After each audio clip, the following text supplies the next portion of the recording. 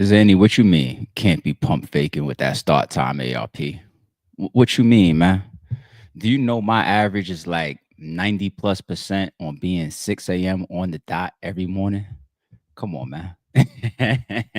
I gotta leave it 10% just in case. You know what I'm saying? We have some of them little warnings in there. But good morning, everybody.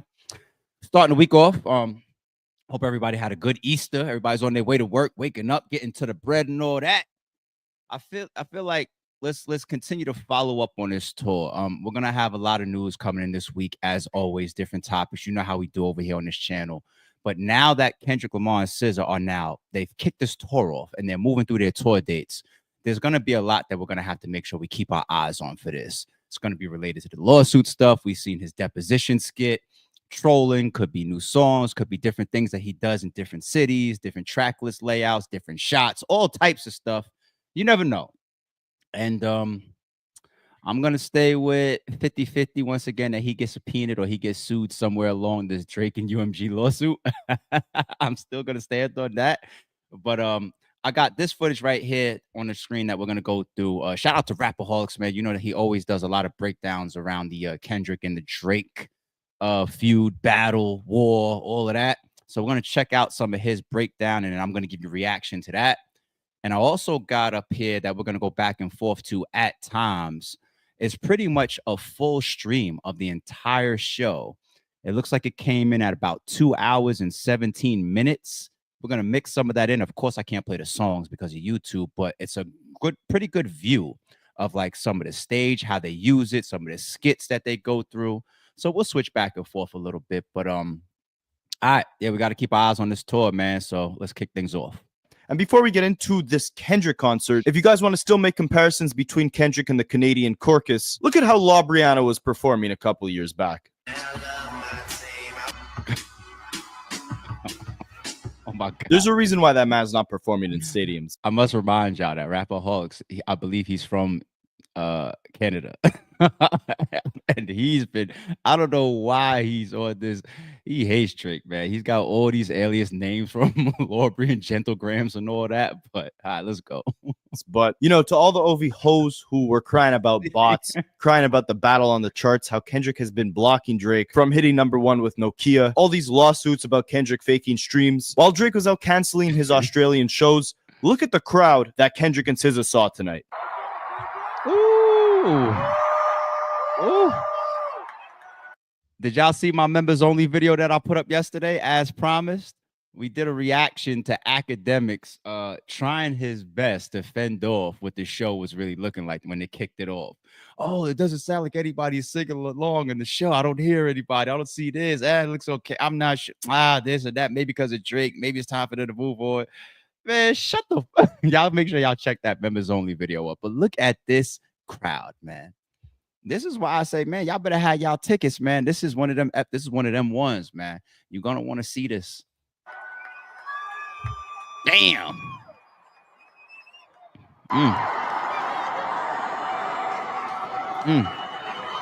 Not enough. Look at I don't all hear those anybody bots. in the crowd. So many damn bots. You would think this was a robot factory, not a concert. But we got to talk about the set list. Your man Academics had the nerve to try to say, like, because I don't hear people singing along to certain songs that he was playing on his stream, at least I don't know what he was listening to, but they had the nerve to say, I think a lot of people that's only there, they're only waiting for the Not Like Us. Like, just like no matter what Kendrick does, you find some ludicrous reach ass fucking reason to bring the man shit down, man. Y'all just gotta hold the L, man. It's okay, man. Like, chill out. That they put on for all of these robots in the crowd, because they performed 51 songs between both of them, Kendrick and SZA, taking it all the way back to the classics and bringing it all the way to the present day, even performing some unreleased music, which we're going to touch on. And I love how it wasn't like a Kendrick then SZA concert. It was very much a Kendrick and SZA concert. Like, they integrated into each other's set list perfectly. So Kendrick started off the show performing Whacked Up Murals, Squabble Up. Then he went into the classics, King Kunta. Then he switched it up to TV Off. Then SZA jumped on stage. They did 30 for 30. She did some of her songs, Love Galore, Broken Clocks. Then there was a skit. We're going to break down all the skits later in the video. But then Kendrick came back on stage. He did Euphoria. He switched up the lyrics there. We're going to touch on that later as well. He did Hey Now, Reincarnated. Then there was another skit. Then he went into Humble, Backseat Freestyle, Family Ties, Swimming Pools, Mad City, All Right, Man at the Garden. I won't touch on the whole set list, but you also had All the Stars, Love, where SZA was doing the chorus with Kendrick. You had Dodger Blue, Peekaboo, Like That, DNA, Good Credit with Playboy Cardi, Money Trees. He did the Drake track, Poetic Justice. SZA even did her Lobby Lullaby song, Rich Baby Daddy. Then Kendrick went into TV Off Again and Not Like Us. And they closed off the show with Luther and Gloria. So let's break the whole show down. So for everyone complaining that... Okay, now as we move into the actual show, let me say this too. Be careful. You're going to see a couple of headlines and some rumors around the internet saying that Kendrick changed his lines for Euphoria. And that's coming from the interview that Punch from TDE did, okay? When you see that headline, we're not talking about him changing the lyrics for Euphoria on tour, right? That actually, if that was the case, that would shock the hell out of me. I'm the person that's running around saying we should see a stripped, filtered down version of whatever he performs at the Super Bowl halftime show. Yes, but be warned, OVO, fanboys and stands and all that. When he gets to his tour, he's going to have the freedom to do whatever the hell he wants, say whatever the hell he wants, right? So when we're seeing that headline go around, it's because Punch from TDE, what he was breaking down was that the original Euphoria that none of us heard was a much longer version. So God knows what that was, but I felt like the Euphoria that we all got to hear was pretty crazy within itself, right? Kendrick didn't get into the hits at the Super Bowl. On this show, he definitely got into the hits. And SZA was a great addition to it, especially when they both did Kendrick's song Love together, and she was singing on the hook.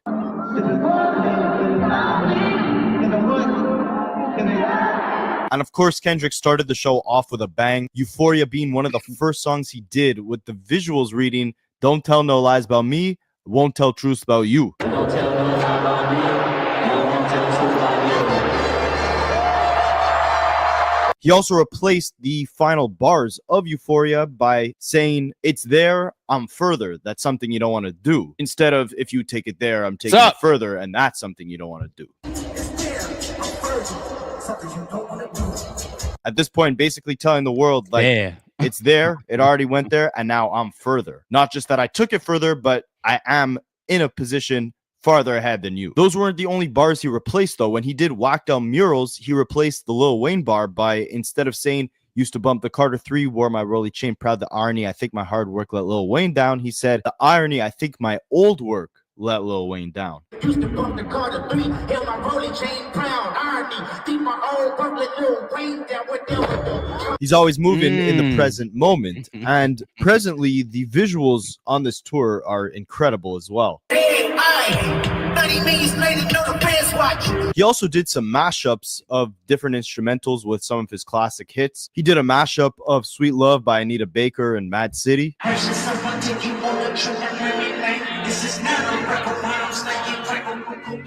as well as a mashup of his song Count Me Out and Don't Kill My Vibe. We also got a skit of Kendrick and SZA at a gas station. I said I want chamoy. I said I want a Diet Coke. I said I want regular Fritos. And there's a huge difference between a chimichanga and chamoy. I like to add shit on top of shit. You did it last time. The whole list that I had in my head that you told me the first time. I mean, you actually took this on your own because it was very clear you didn't remember. I like that Kendrick does songs and videos, and even here, fast forward skits. Like, he's got a classic song and video to it. With he goes over the toxicity sometimes of these relationships, right? Remember the song "Fuck You, nigga"? No, fuck you, no, fuck you. No. Remember that track? Which album was it? It wasn't Damn. Was it Damn? But the back and forth of her and him rapping at each other and showing that, like, yo, behind these closed doors, like, man, woman, we get into it, man. We be at each other's necks, right? And here you are. This is what I actually like to see. I like to see the things that's more ground level. You know what I'm saying? Like, just moving through a drive-through, you could just be having a disagreement with your shorty over some stupid shit. You know what I'm saying? But humanize yourself. I like that. I like that. Hey. Or glass. What is it? Chamoy. Your fans are Mexican. How do you chamoy? What's the track? Chamoy, she on some bullshit. Exactly. I do not remember my shit. I would never not remember my shit. It's Fritos, Mark Cheetos. Exactly. That's her shit, actually. There were pictures of them shooting something at this gas station. Many people thought it was the Luther music video at the time, but turns out it was the skits for this tour. And again, I can't emphasize how good it seems like the chemistry is between Kendrick and SZA. Everything from the skits to the performances.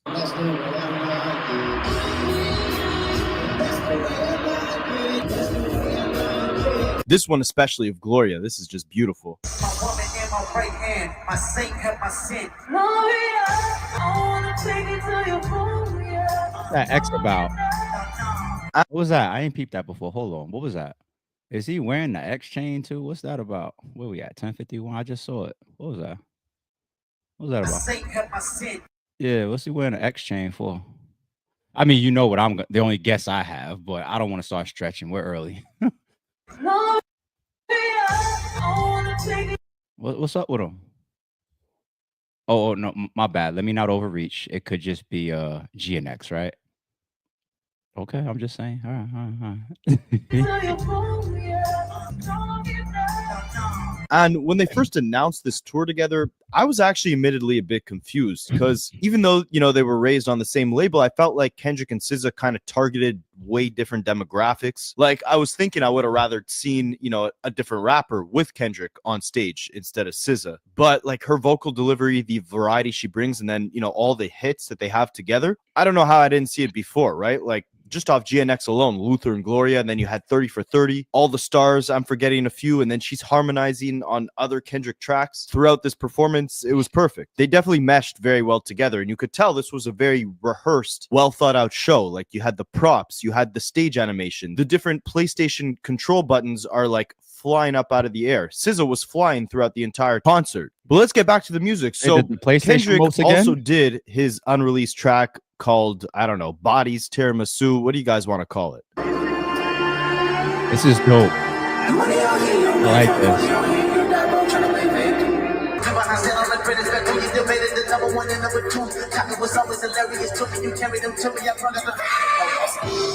And this is the extended version, the same one he did at the Super Bowl, where he had that line at the end where he said, I forget exactly what it was, but something along the lines of, remember when you guys used to argue back then who was the number one and the number two? The topic was always hilarious to me. You brought him out to me. I brought out the broom. And obviously that's in relation to, you know, remember way back when we used to discuss who was the top five, you know, smoking on your top five. Who was top one but not one? Sorry, that was a Drake bar. And it was, no, I said top five, but I'm top two and I'm not two. Kendrick is saying here, remember when we used to argue about that? You brought him right to me. You brought that guy that thought he was top one to me, and I carried out the broom. I swept him up. And then I opened my mouth and I got some Grammys right now. And I think the most hilarious part of this entire concert was the Deposition style skits that they did throughout the thing. So we'll touch on the first one first. Yes, the first one first. I definitely have a way with words. This one was leading into the song Squabble Up. And Kendrick is asked, you know, like you said, you wanted the party to die. Is that a threat? I'm going to switch real quick to the other footage, only because the other footage looks real good. This is somebody, once again, they got like the whole like 2 hour plus stream of the joint.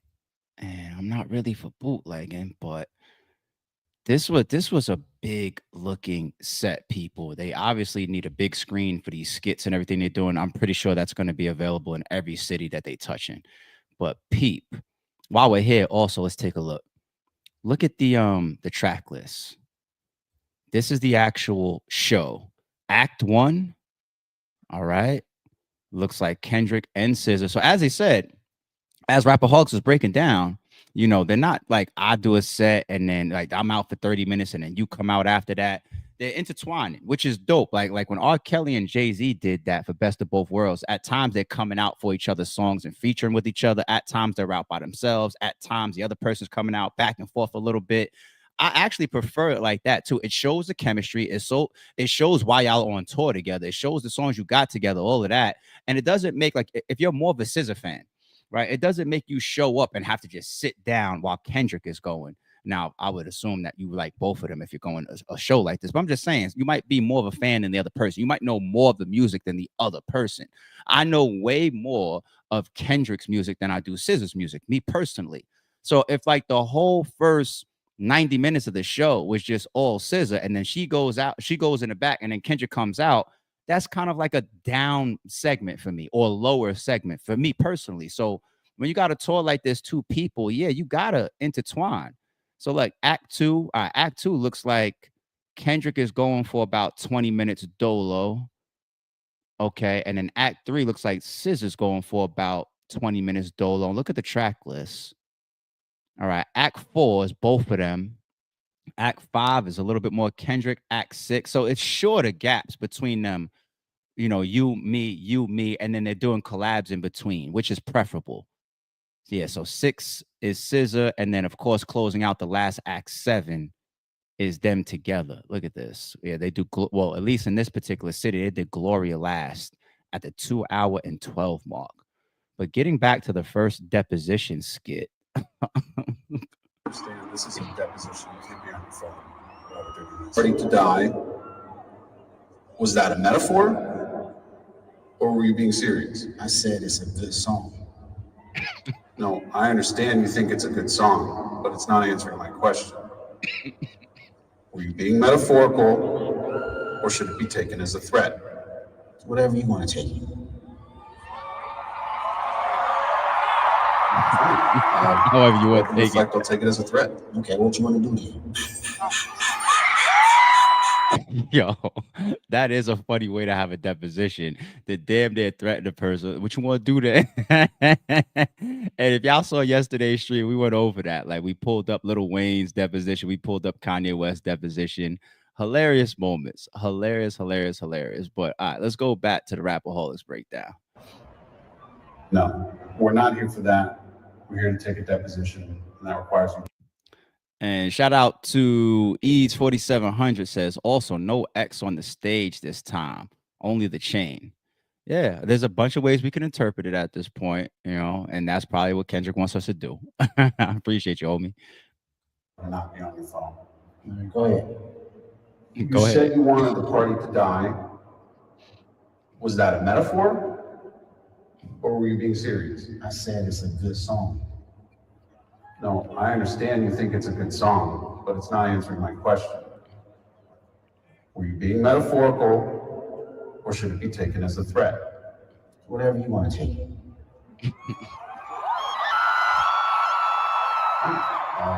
The record reflect, I'll take it as a threat. And this is hilarious for so many reasons, right? There's another one that leads into Not Like Us, another skit. So we'll touch on that later. But of course, this is in reference to the fact that, you know, Drake is now suing UMG over Not Like Us and requesting an insane amount of discovery from UMG and from Kendrick's label. He wants Kendrick's contracts, all the interactions UMG had with the Super Bowl, with the Grammy Awards to license the song. He wants to depose different executives at the company. Basically, he wants to sit them down and question them, right? So Kendrick is obviously mocking that here. And I mean, just on a side note, Drake recently amended his lawsuit, meaning that he added some new allegations in there and removed some, specifically the one source he had that he thought proved that Kendrick used bots to stream Not Like Us inauthentically. And I just want to read you guys UMG's response to Drake's new lawsuit, because this is insane. So UMG said, Drake, unquestionably one of the world's most accomplished artists with whom we've enjoyed a 16-year successful relationship, is being misled by his legal representatives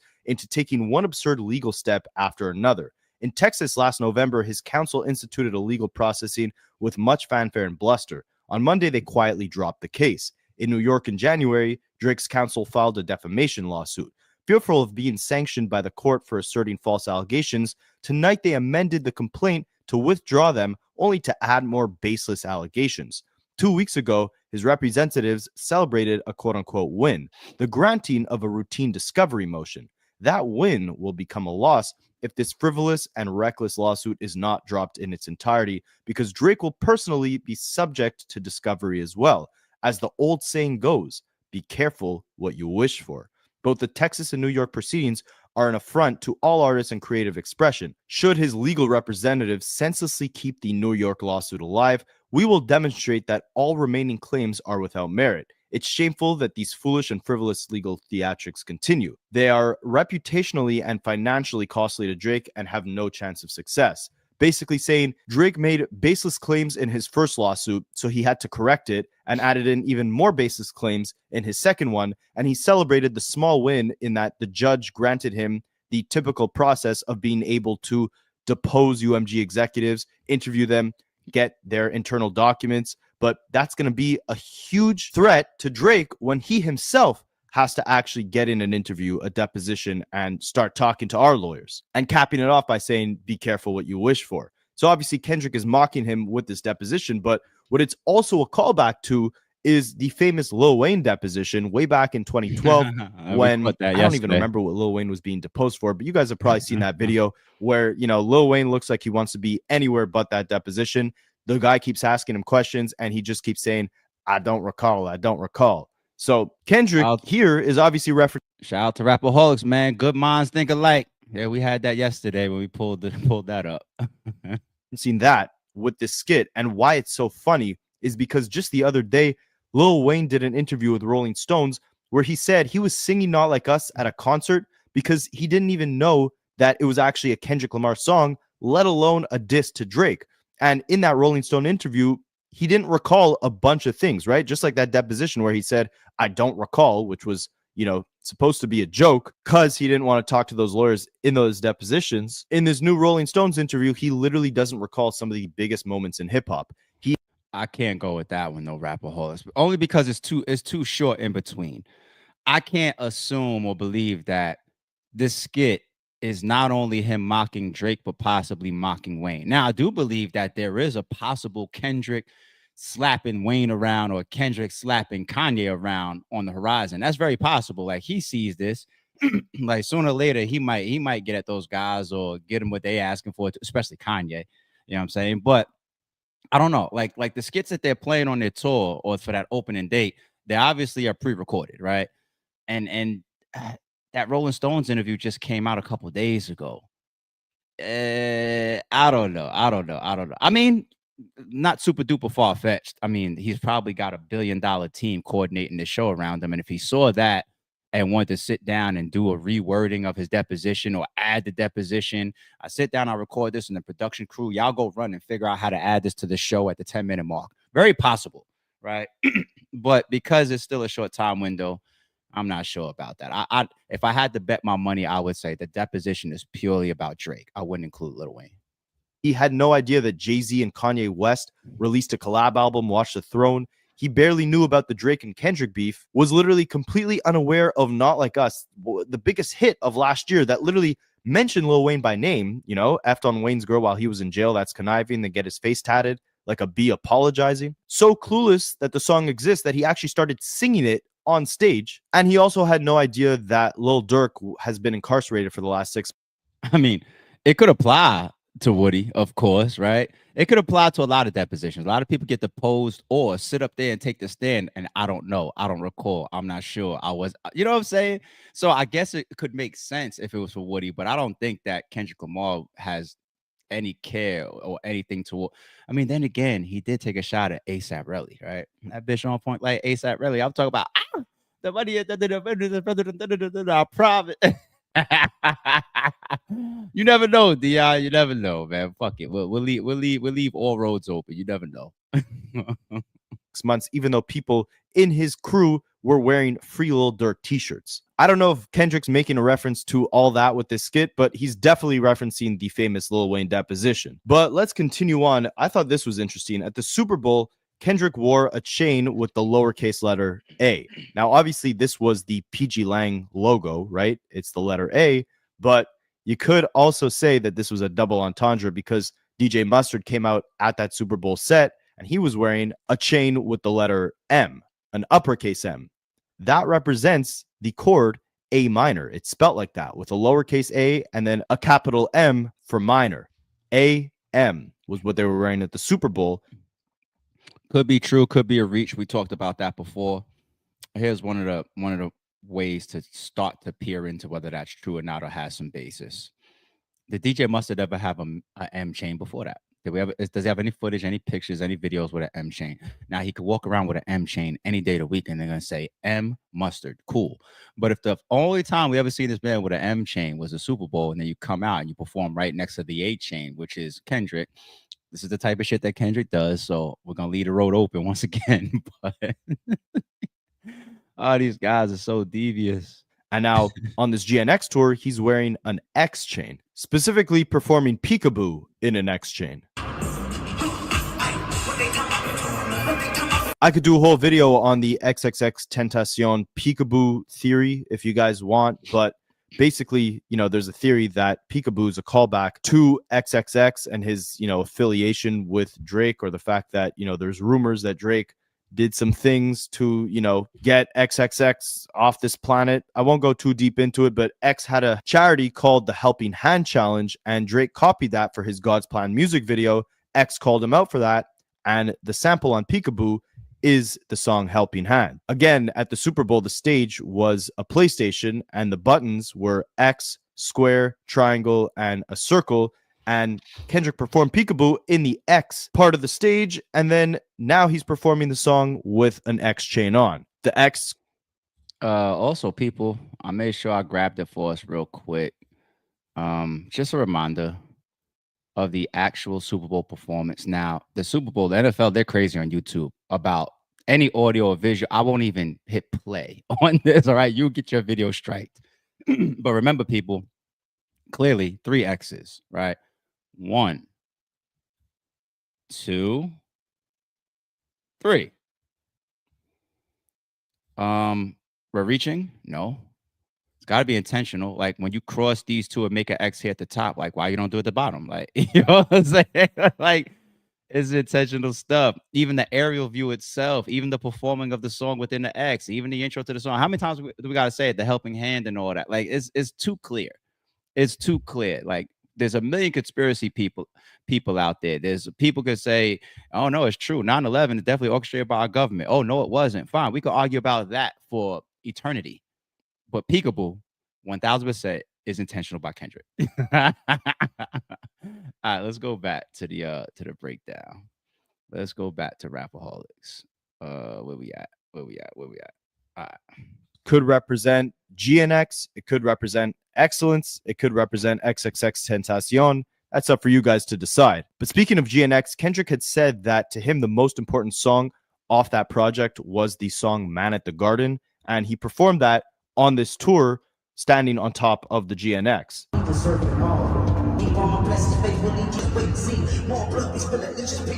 He also premiered a brand new verse to the song Family Ties. And I thought this was dope because we never heard Kendrick on that first beat of Family Ties, right? There was that whole beat switch. And I thought Kendrick would suit that first beat a lot better than the second beat. Kind of sounds like Euphoria. So he definitely went off on this. Then we get another Kendrick and Sza skit. Same thing. Let's try it. What? Was that the cookie? Is this love? Or is this hate? I'm not asking you for your cookie now. Or you don't fuck the fortune. Wow. Same girl from the video, right?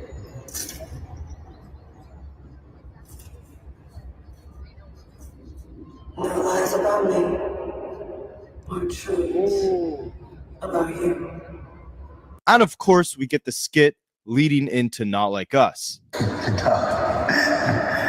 I'll keep what we got. Okay, does this ring a bell? Drop. Drop. Drop. Drop. Drop. Drop. Drop. Drop. Drop. Drop. Drop.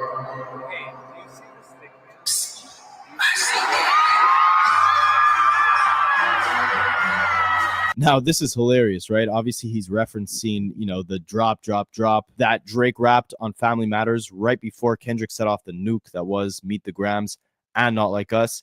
Kendrick also made a callback to this on his verse on the song Good Credit by Playboi Carti, where he just rapped, drop, drop, drop. And I love it, right? Like at the Super Bowl, he teased Not Like Us with all those skits talking about like, should I play their favorite song? I know they love to sue. Or, standing behind all the women dancers, contemplating if he should perform the song, teasing it, being like, nah, I'll switch it up and do something for the ladies. Here, he's not doing all that teasing. He goes right into it. He raps every bar, every word, PDF and all that. And of course, we get the skit beforehand where, he's being questioned like, what the F is wrong with you, Kendrick? You're inciting violence here with bars like wop, wop, wop, dot F him up.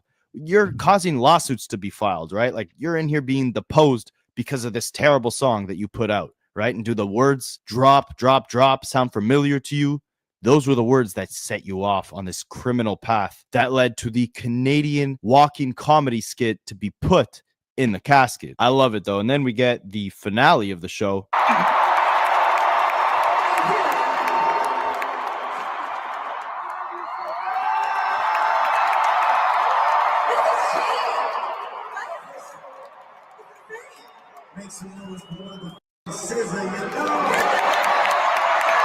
And here's a little look at the intro right before he rapped Whacked Out Murals.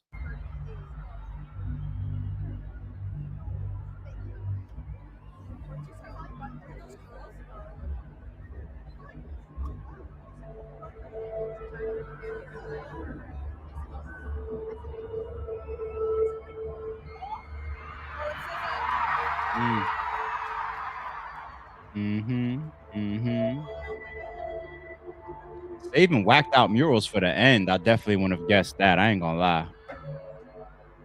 That seemed more like an opener. I wonder what's the track listing behind that for.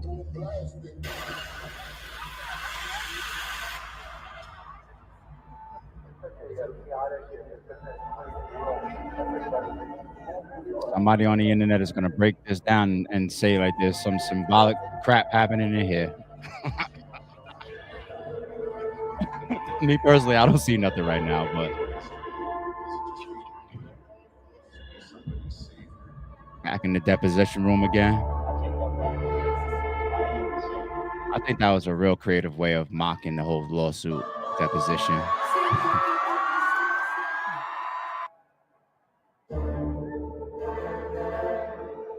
Yesterday somebody wiped out my mural.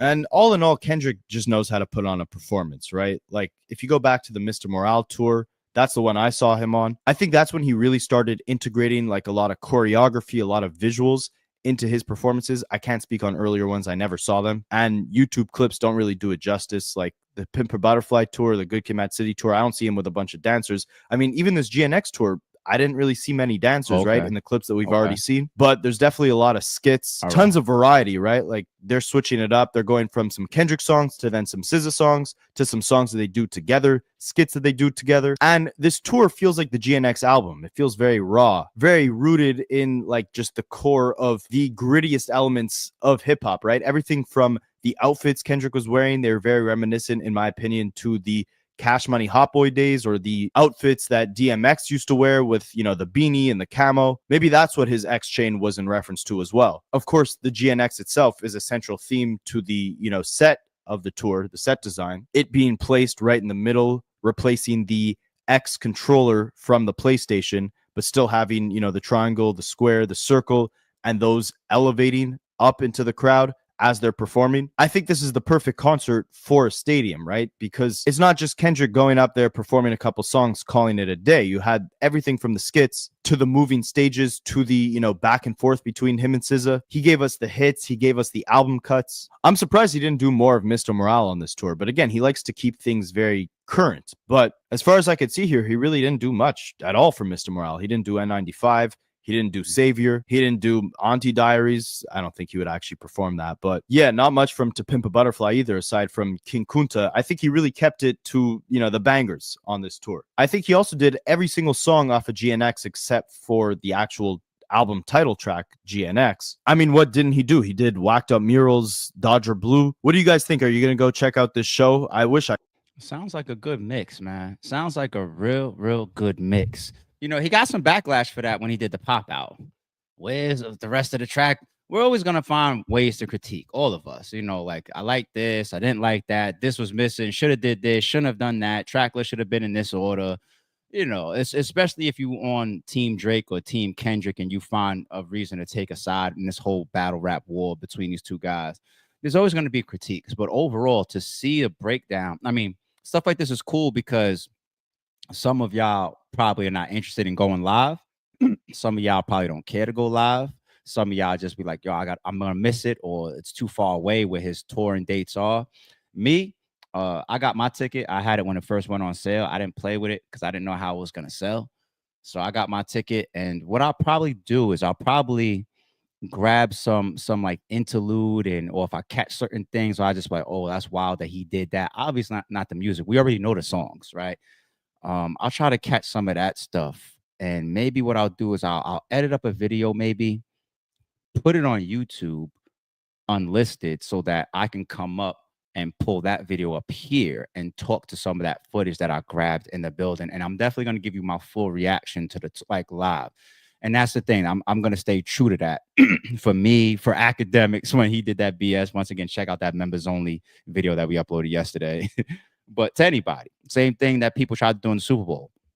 It's always a way different experience. If you sit there on YouTube and you look at something, it's nothing like being in a building. I even said that about battle rap for years.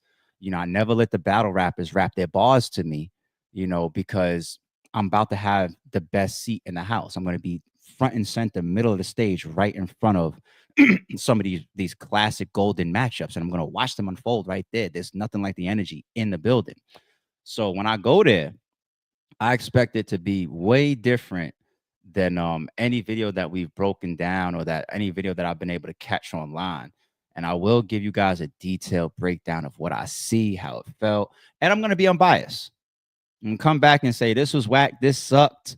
The crowd wasn't cheering. I'm going to do all of that for you. I got y'all. And I'll let y'all ask me questions too, because you know, over here, I'm going to keep it fair. You know, it ain't about picking no fucking sides. So, all right. Shout out to Rapaholics with that, man. Breakdown.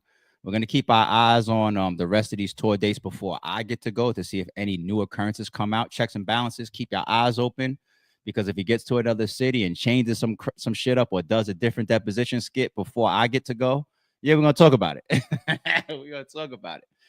All right. But in the meantime, we are now at 37 minutes. I haven't gotten out of here this early in a while, but I'll catch y'all in a second. Don't confuse silence with work ethic. I'm a boss making decisions, my first fetish. The verse cherished is perfect, that's a reverse blemish. I drop it, connected to block, learn Tetris. This is the Sorry True Podcast. Welcome to the house of and shout out to the members. Without, I think still got a gun.